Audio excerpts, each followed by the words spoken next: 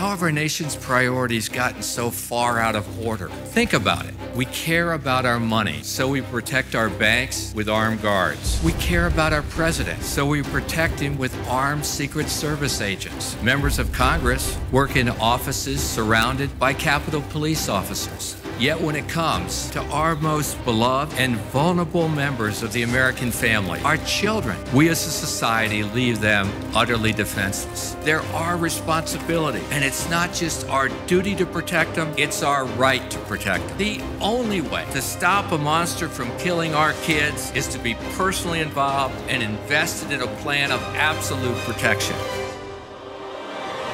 The National Rifle Association came out swinging, defiant, paranoid, and utterly tone deaf. The National Rifle Association has been getting a lot of flack lately for advocating more armed guards in schools. The brilliant idea these lunatics had is, let's put more guns in schools. Wow, you got me on that one. We ought to start checking the birth certificates of these NRA people, because they cannot possibly have been born in this universe. I think today the NRA planted a flag on Planet Bizarro. What he said today was laughable. He should be ashamed of himself. He sounds as if he's tone deaf. This guy is whacked. Wayne LaPierre should resign. I think Wayne LaPierre today is out of step with America. They serve no purpose.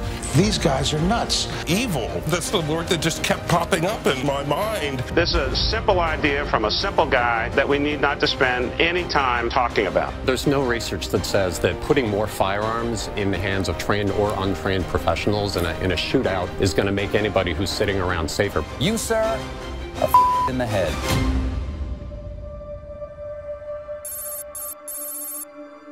If it's crazy to call for putting police and armed security in our school to protect our children, then call me crazy. The media speaks for elites.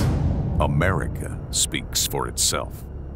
And you remember when Wayne LaPierre came out and suggested that, he was scoffed at. I mean, in the media, people said, oh my gosh, that was their brilliant idea, and then this is all they came up with? The NRA was criticized, but now the White House is being pressed by lawmakers to possibly do just that. They have faced what I've called the post-Newtown witch hunt over the last week. It's rather unfortunate.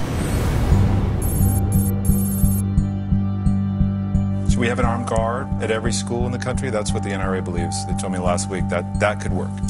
You know, I am skeptical that the only answer is putting more guns in schools. Armed guards good enough for David Gregory's kid's school, not for the rest of us. School Obama's daughters attend has 11 armed guards.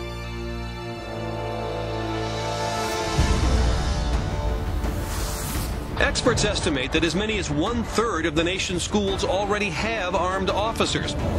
The superintendent said she aims to hire 130 armed security guards and put them in every Hillsborough County elementary school. Along with their principals welcoming students back to school, so was the LAPD. I think it makes all of the parents really proud, and it makes the parents feel really safe. For 35 years, Oro Valley police officers have been on school campuses. There is no delay in response in reference to any crime that might be going on, and they're also trained, as are all of our patrolmen, in active shooter training and drills. I spoke to a few people in the community today to find out how they felt about the NRA's proposal. One woman says knowing her 6-year-old sister would have protection helps her sleep better at night. Senator Barbara Boxer of California says that, in fact, that is something she has suggested to the vice president.